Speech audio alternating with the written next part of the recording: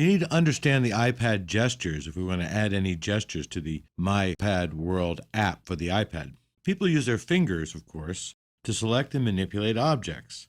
The moves that do the work, which are called gestures, give the user a heightened sense of control and intimacy with the device. No sample iPad app would be complete without some gesture control, because with an iPad you have a large display that begs to be tapped, pinched, or even swiped.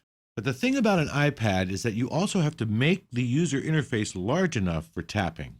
You have enough screen real estate to do that, much more than on the iPhone, so your buttons and your tapped items are going to be much bigger.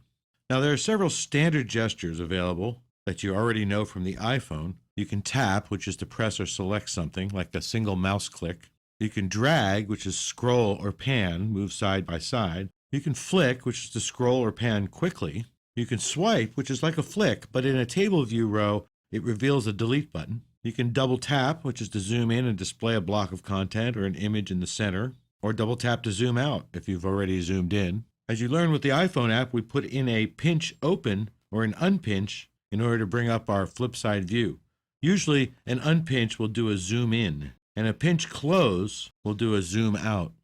And then there's also the touch and hold, which is also known as a long touch or a long press. And when editing text, it shows a magnified view of editable text for cursor positioning, but there are other uses for it as well. The iPad offers a few more gestures you can do due to its larger display.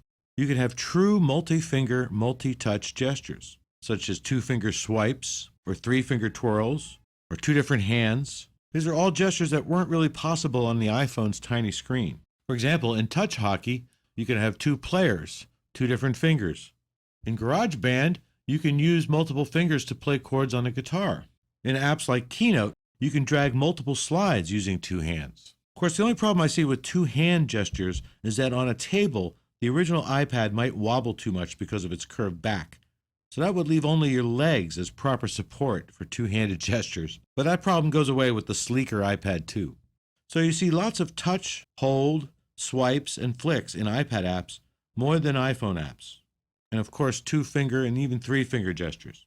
With all the user elements and layers of user interface, it helps to use gestures to distinguish what type of motion action you're trying to engage. To offer a finer grain of control over what happens when fingers touch the display, you can use a delegate of the UI Gesture Recognizer class that recognizes gestures and customizes their actions. This class defines a set of common behaviors that can be configured for all gesture recognizers, and it can also communicate with its delegate, which is an object that adopts the UI Gesture Recognizer Delegate protocol. So with a Gesture Recognizer object, you can separate the logic for recognizing a gesture from the action that should occur. When one of these objects recognizes a common gesture, or in some cases a change in the gesture, it sends an action message to each of the designated target objects. So a UI Tap Gesture Recognizer, for example, looks for a single or multiple taps. You can set the number of taps required in the number of taps required property. That's the number of taps required for the gesture to be recognized. And you can also set the number of touches required to set the number of fingers required to tap for the gesture to be recognized. And your action methods that are handling a, say, multiple touch gesture can get the location of the gesture as a whole by calling the UI Gesture Recognizer method called Location in View. And if there are multiple taps, this location is the first tap. And if there are multiple touches, this location is the centroid of all fingers tapping the view at once. You can even get locations of the particular touches in the multi-finger tap by calling the Location of Touch in View method. We also have the UI Swipe Gesture Recognizer, which looks for swiping gestures in one or more directions. And you can also set the number of touches required property for that, as well as the direction property. And you, of course, have the UI Pinch Gesture Recognizer, looking for pinching gestures involving two touches. As you know, when the user moves the two fingers toward each other, the conventional meaning is zoom out. When the user moves two fingers away from each other, the conventional meaning is zoom in. We also have the UI Pan Gesture Recognizer, which looks for panning or dragging gestures. Now, a user must be pressing one or more fingers on a view while they pan it. You can implement an action method for this gesture recognizer that can ask it for the current translation and velocity of the gesture. In your action methods, you can also specify the view whose coordinate system should be used for the translation and velocity values. The UI Rotation Gesture Recognizer is often used for iPad apps. It looks for rotation gestures involving two touches. When the user moves fingers opposite each other in a circular motion, the underlying view should rotate in a corresponding direction and speed. So a rotation begins when two touches have moved enough to be considered a rotation. Of course, you can set that property. And the gesture changes when a finger moves while the two fingers are down. It ends when both fingers have lifted. And of course, at each stage in the gesture recognizer sends its action message so that you can move the underlying view.